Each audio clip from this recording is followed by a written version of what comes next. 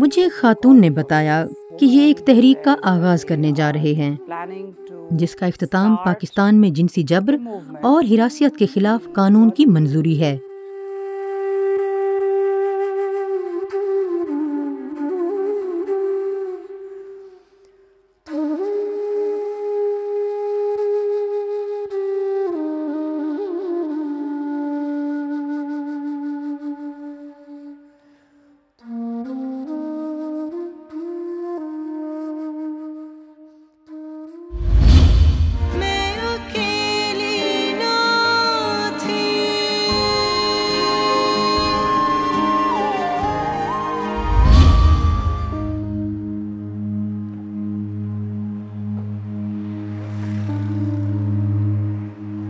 میں اقوام متحدہ کے لیے کام کر رہی تھی اور یہ ایک ایسی نوکری ہے جس کا لوگ خواب دیکھتے ہیں۔ تب مجھے یہ اندازہ ہوا کہ میری نوکری کے خوشگوار تجربے کے ساتھ ساتھ ایک تجربہ اور بھی تھا اور وہ پریشان کن حد تک تکلیف دہ تھا۔ ہراسیت ایک کولیگ کی طرف سے، اصل میں تو وہ زیادہ تھی لیکن ان میں سے ایک کولیگ نے بہت ہی میری جان کھائی ہوئی تھی۔ مجھے 3 سال لگ گئے بولنے کا فیصلہ کیا۔ جب میں نے آواز اٹھائی تو دھیرے دھیرے یہ بات پھیلی اور پتہ چلا کہ دفتر میں تمام خواتین کو یہی پریشانی تھی۔ ہم میں سے 11 عورتوں نے فیصلہ کیا کہ ہم نے اس کولیگ کے خلاف جنسی ہراسیت کا کیس دائر کرنا ہے۔ جب خواتین کو یہ کہا جائے کہ انہی کے لباس یا ان کی کسی بات کی وجہ سے ایسا ہوا تو اس طرح کی کسی بھی چیز کا سامنا کرنا بہت مشکل ہے۔ میں سمجھتی ہوں میں نے 90 میں اگر پولیس جوائن کی تھی اور میرا انٹریکشن آشا سے 2010 میں ہوا تو وہ جو 20 ایئر تھے وہ جس خوف میں نے گزارے، وہ اگر یہ مومنٹ پہلے چل پڑتی تو شاید وہ خوف کم ہوتا۔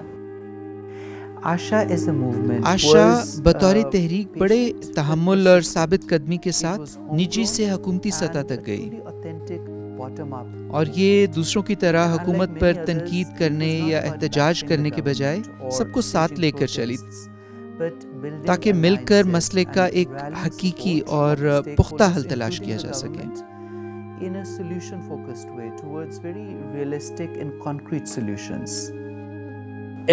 ہر دفعہ جب بھی آپ کچھ کرنا چاہتے ہیں آپ کو مزاحمت کا سامنا کرنا پڑتا ہے، بہت سی منفی سوچوں کا سامنا کرنا پڑتا ہے۔ کس طرح اس منفی سوچ کا مقابلہ کرنا ہے اور مثبت تصویر اجاگر کرنی ہے، اس کے لیے بہترین منصوبہ بندی کی ضرورت ہے۔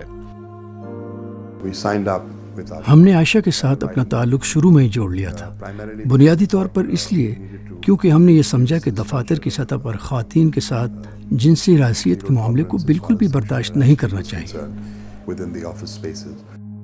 ہمارے پاس پبلک سروس میسیجز تھے جو میڈیا والے مفت نشر کرتے تھے اور وہ ہمارے لیے عوامی شعور کے پیغامات خاص طور پر ترتیب دیتے تھے۔ انہوں نے بہت سے پروگرام صرف ہمارے لیے کیے اور وہ سب مفت تھے۔ ہم نے 10 سال میں میڈیا کیمپین پر کوئی پیسے خرچ نہیں کیے۔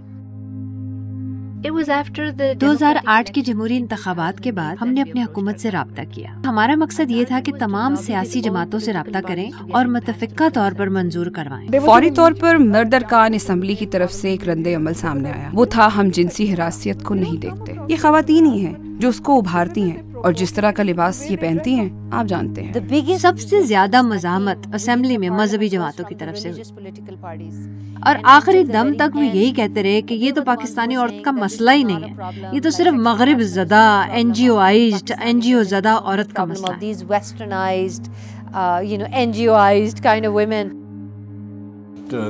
آشا تحریک اس قانون میں تبدیلی کی وجہ بنی۔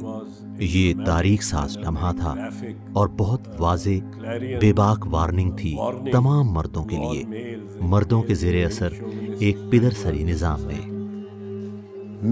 لوگوں کو یہ شعور دلانا کہ جنسی ہراسیت ایک مسئلہ ہے۔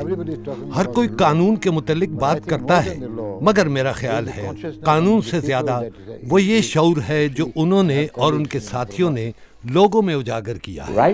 شعور اجاگر کرنے سے لے کر نافذ کروانے کے طریقہ کار بنانے تک اور متعلقہ لوگوں کو شامل کرنے کے لیے اس سب کے پیچھے منصوبہ بندی، مگر یقین کریں یہ 10-15 سال کی محنت ہے۔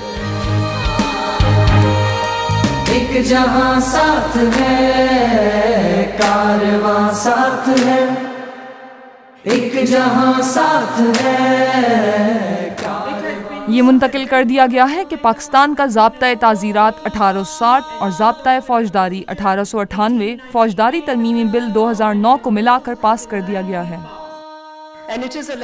یہ ایک تاریخ ساز لمحہ ہے کیونکہ یہ پہلی بار ہے کہ اسمبلی کی متحرک خواتین ارکان اور وہ تمام افراد جنہوں نے سماجی قانون سازی کے اس عمل میں سنجیدہ دلچسپی لی ہے کہ خواتین کے تحفظ کے اقدامات کو وسیع کیا جائے اور پریزیڈنسی میں اس تقریب میں شرکت کی ہے.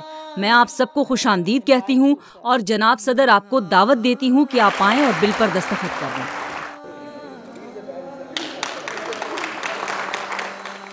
مجھے بہت یقین تھا کہ ہم وہاں پہنچیں گے، اپنے بل پاس کروائیں گے. مجھے نہیں معلوم تھا کہ اس کو 10 سال لگ جائیں گے، لیکن اگر 50 سال بھی لگتے تو میں تیار تھی.